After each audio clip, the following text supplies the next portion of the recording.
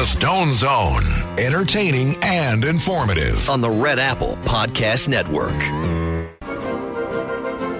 Welcome back into the Stone Zone.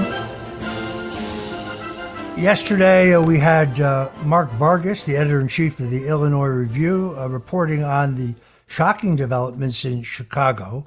Yesterday we reported that on Saturday, the Chicago police were ordered to stand down after a group of ICE agents were surrounded and in distress under attack from radical Antifa operatives in the city's Brighton Park neighborhood.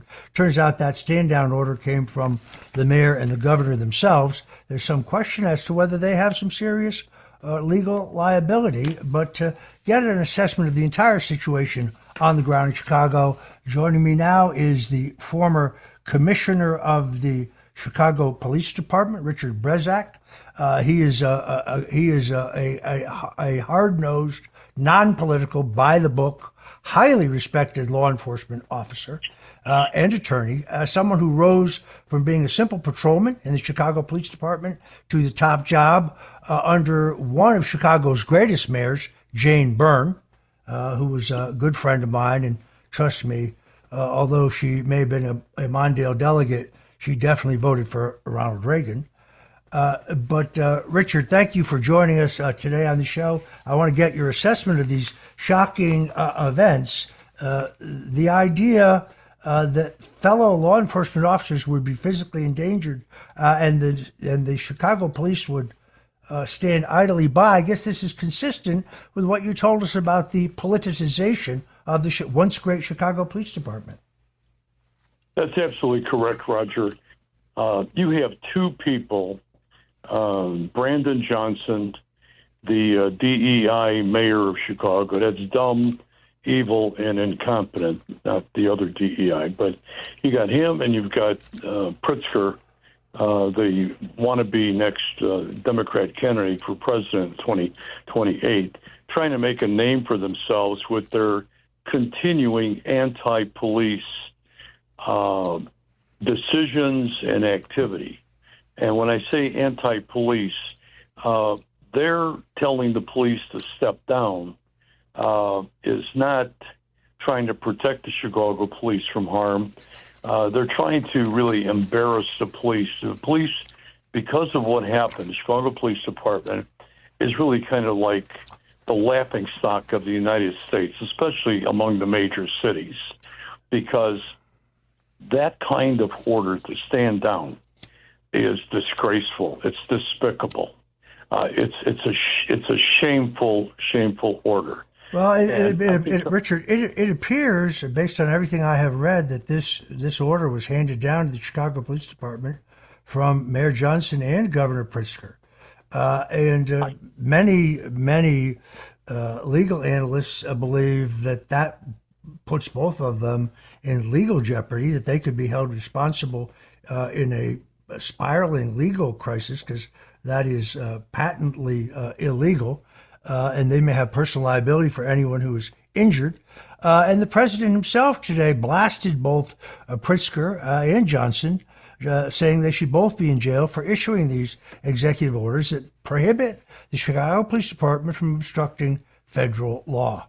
This is shocking that in the once great city of Chicago, where Richard J. Daley, I don't mean Richie Daley, I mean Mayor Daley, who was the mayor during the 1968 Democrat Convention, a man who was seen on national television but not heard, saying two uncouth words at Abe Ribicoff, who was making an anti-war speech from the platform.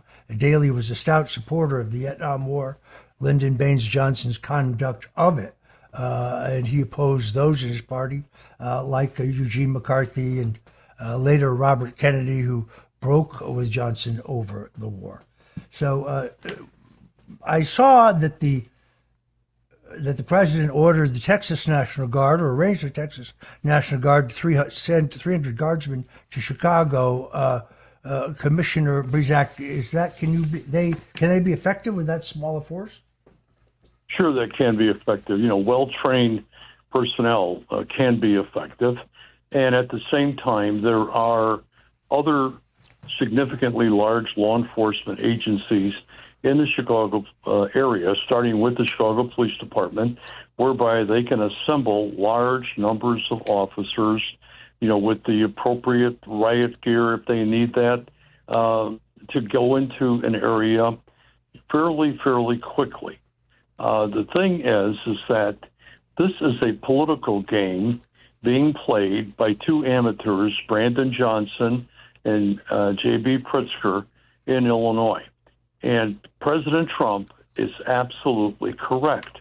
It isn't, I'm not sure about the civil liability of the mayor and the governor, because I haven't really looked at that area of the law recently, but the president is absolutely correct, because any action by a local official to interfere with, obstruct, obscure, defeat the actions of federal law enforcement officers, whether it's by action or a refusal of an action, can subject them to criminal prosecution for interfering with a federal law enforcement officer.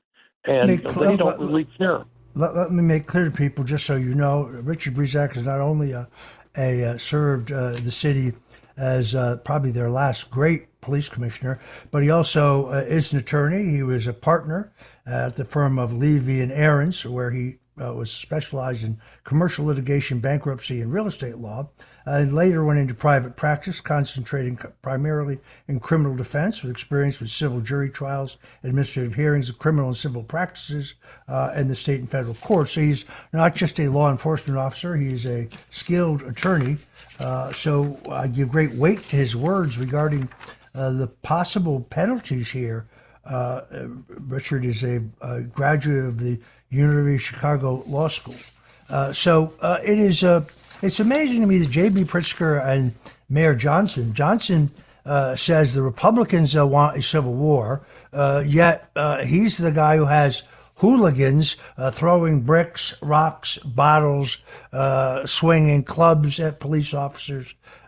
He's the one who has Antifa operatives surrounding and endangering ICE agents who are merely trying to carry out their responsibilities of arresting and deporting some of the most dangerous biocriminals in society. This administration recognizes that there are many people in the country illegally who are peaceful, and the emphasis has been on identifying those with criminal records, either here or substantial criminal records where they came from, and deporting them first. But that is not not being assisted by the Pritzker-Johnson brigade. The politicization of the Chicago Police Department, Richard, this is not something that happened yesterday, is it? No, it isn't. It started under Richard M. Daley, the second Daley mayor. Richie. He was the one that began the program with his so-called merit appointments in promotions. These were people who couldn't pass promotional exams but were promoted anyway because they had political connections. And they even were so bold to post the list of the political merit appointees as to who their sponsor was. It could be an alderman, it could be a state senator, it could be a U.S. congressman or senator. They posted, their sponsor right there, made no bones about it. I mean, you talk about chutzpah. I mean, at least in the old days when they fixed the promotion list, they fixed it in secret, and made it look like it was, legitimate until the U.S. government Civil Rights Division of the Justice Department came in 1972 and legitimatized all the exams. But, what happens here is they just do what they want. We see it not only in Chicago. We saw it during the Biden administration in Washington. We saw it in the Obama administration in Washington. You see it with Hochul up in New York, any place, Newsom in California. They just do what they want. They don't care about consequences because, they're so corrupt. It's gotten to the point where corruption to them is their new normal. And that's the way it is. And they've always been corrupt, but now it's openly, outwardly corrupt. And the problem is that President Trump is taking the position of cleaning up the corruption, cleaning up the crime, cleaning up the politicization, where people have, the right to vote has been affected. They've been denied because of the vote fixing. That's been going on all the time in the Democrat city. Wait a minute, vote fixing in Chicago? I've never heard of such a thing. It's amazing. Well, a few days ago, Mayor Johnson signed an executive order that designates parts of the city of Chicago as ICE-free zones.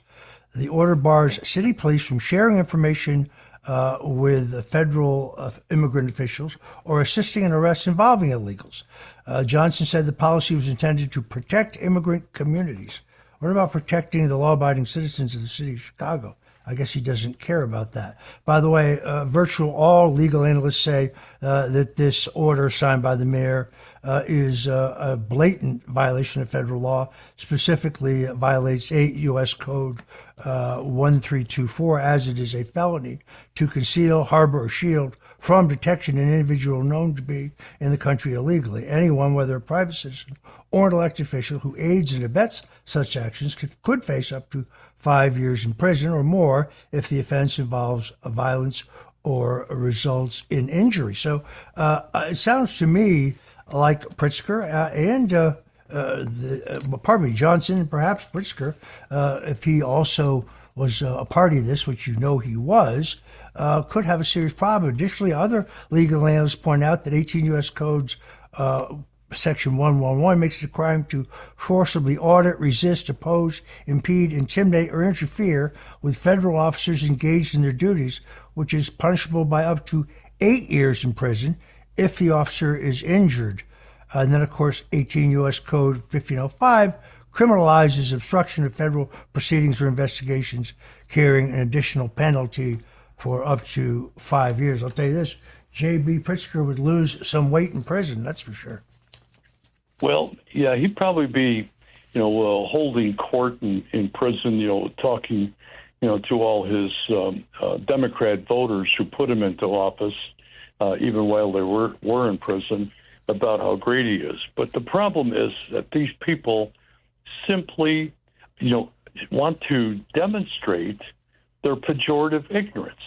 Johnson would be better off if he created ice-free zones in his frozen brain. It would maybe loosen up a little bit, and he could see what the law is and what people are entitled to in terms of overall safety. Brandon Johnson is an embarrassment. First of all, he has a 6% approval rating. My sources tell me that he's in and out of the hospital with panic attacks. He's not up to this job. He spews nonsense about civil war, and he keeps calling on the city residents of the city to rise up and resist these federal officers doing their duty. That's an act of insurrection. I think that's highly illegal. He also said, this shocks me, but I do love it. He said that all of the problems of the city of Chicago, including the rise in crime, were Richard Nixon's fault.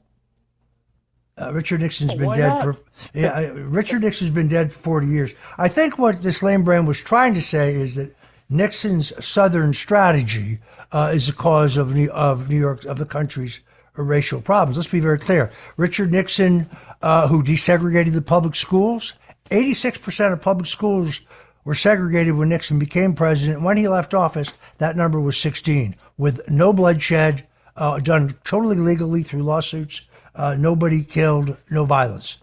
Richard Nixon, who tripled the funding for black colleges. Richard Nixon, who increased ninefold civil rights law enforcement in the U.S. Justice Department. Richard Nixon, who gave us affirmative action, which many of my conservative friends despise, but was a huge leg up for the black community. So the myth of the Southern strategy that Nixon, yes, he did have to run between Hubert Humphrey on his left and George Wallace on his right in the South and carry those border Southern states in order to win the 1960 election.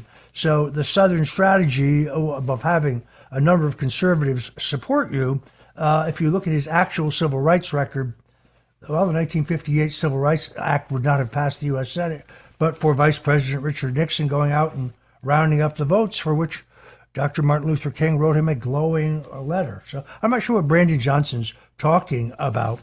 The fact that he's even in office and that he continues to impede this heroic effort where these law enforcement officers with ICE are putting their lives on the line to fulfill their duties.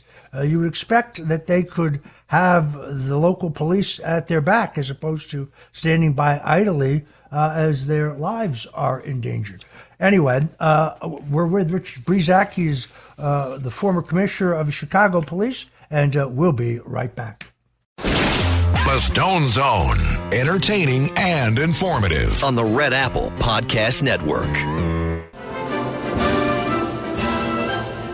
Thank you for staying with us here in the Stone Zone. We're talking to Richard Brzeczek, the former commissioner of the Chicago Police Department in the once great Windy City. Chicago used to be known as a city that worked. That's when Richard J. Daley was mayor, succeeded by his able taxi commissioner, Jane Byrne, who was a great woman, a great mayor.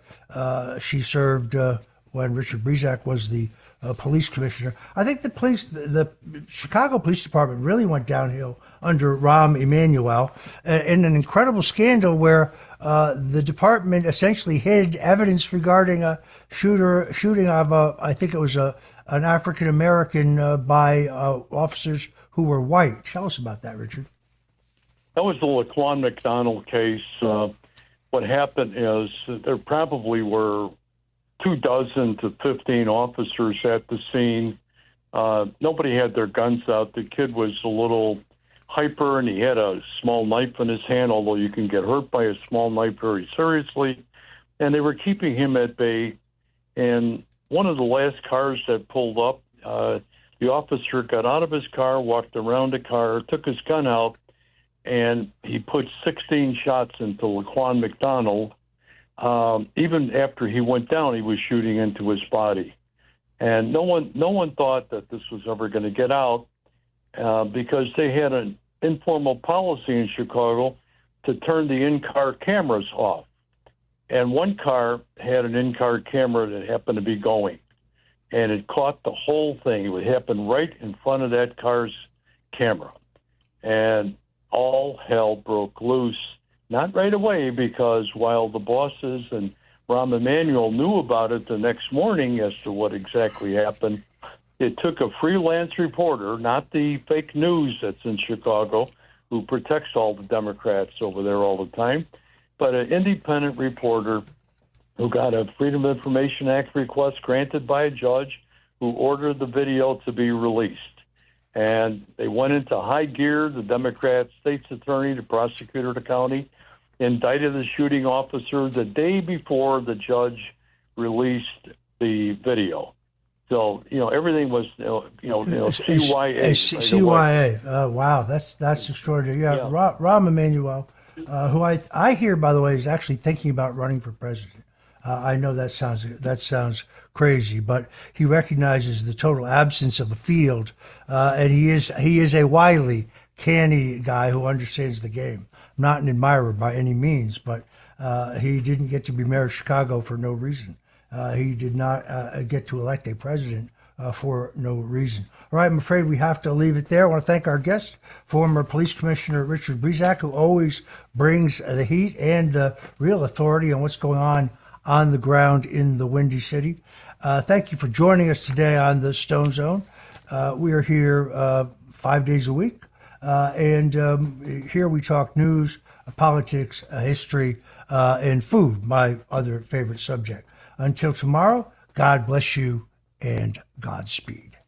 Thanks for listening to The Stone Zone with Roger Stone. You can hear The Stone Zone with Roger Stone weeknights at 8 on 77 WABC. If you like the podcast, share it with your friends and listen anytime at WABCRadio.com and download the WABC Radio app. Hit that subscribe button on all major podcast platforms. Plus, follow WABC on social on Instagram, TikTok, Facebook, and X. See you next time for a new episode. so you never have to wonder. What the heck is going on here?